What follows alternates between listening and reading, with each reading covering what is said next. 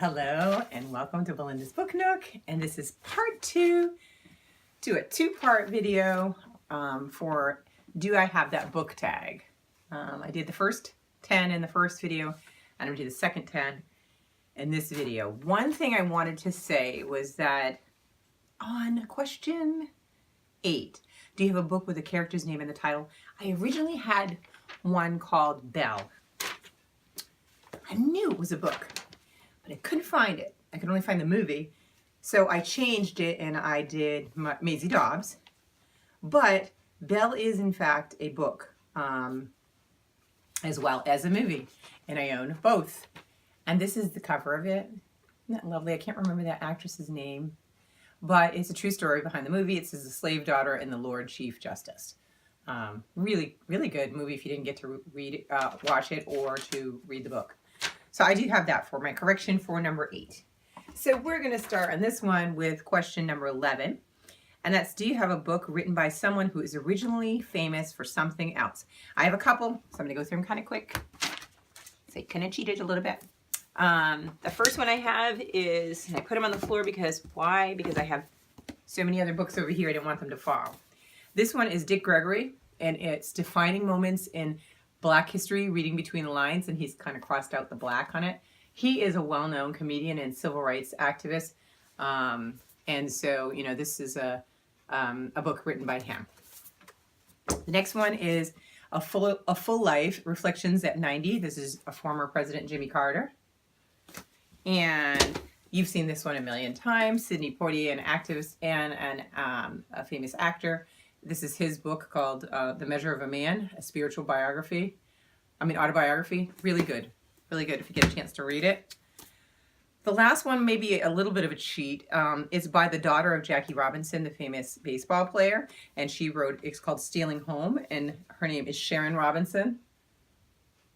So you have that one. That one, I guess, kind of can be easily filled because you could use anybody that's writing their own memoir, right? And that's not what they do. They're not normally writers. So, all right. So there's that. So question number 12. This one and question number 17 were tricky. Actually, there was a couple. But this one, it was, do you have a book with a clock on the cover? And when I saw the question, I knew I had it. I was like, yeah, of course I do. I have tons. No, I don't.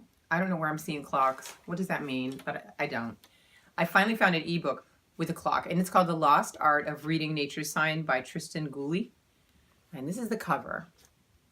But I'm going to enlarge it. If you look right over there, there is a clock. So I do have a book with a clock on it. It was hard to find that. I had to go through the ebooks to find it.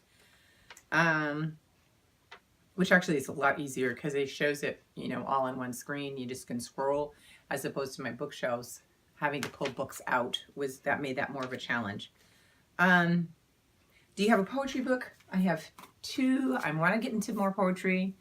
I'm open to recommendations. I know I've gotten a couple that I've written down and I'm going to try to look into. But I have Langston Hughes' Selected Poems and Langston Hughes' The Dreamkeeper and Other Poems. I've mentioned both of these on here before.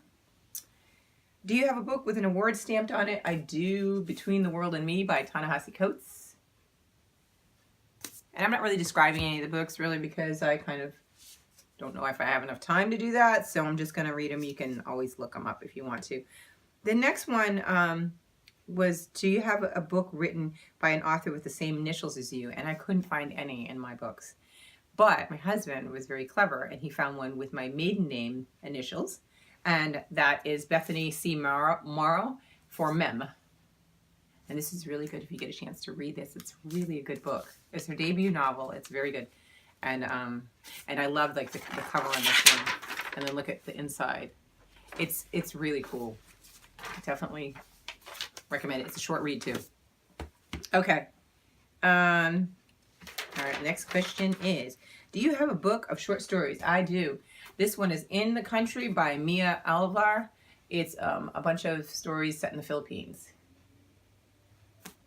I know I have others too, but for time's sake, I'll try not to show too many. The next one is, do you have a book that is between 500 and 510? I had to cheat. I went and I looked. You look at books and you think you know the size. You say, oh, that's a 500 page. And you forget that the font can be really small or very big, or the margins very small or big.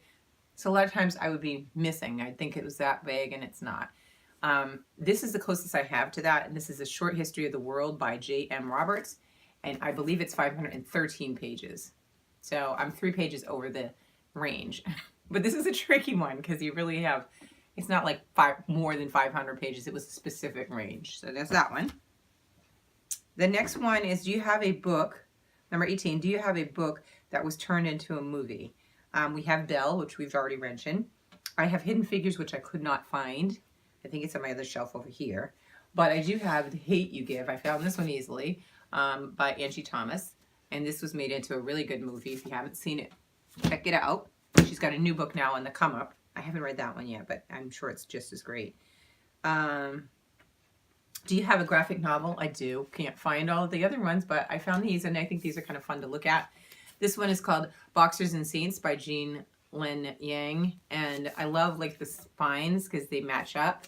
And then if you put the books together like this too, it's kind of fun. And they've got some really great art inside of them. So that's my graphic novel. And then, do you have a book written by 2 or more authors? That one was kind of tricky too, but I did find one. And luckily I bought this on thrift. And I think they've made on Netflix, it's Netflix or Amazon, a movie based on this book.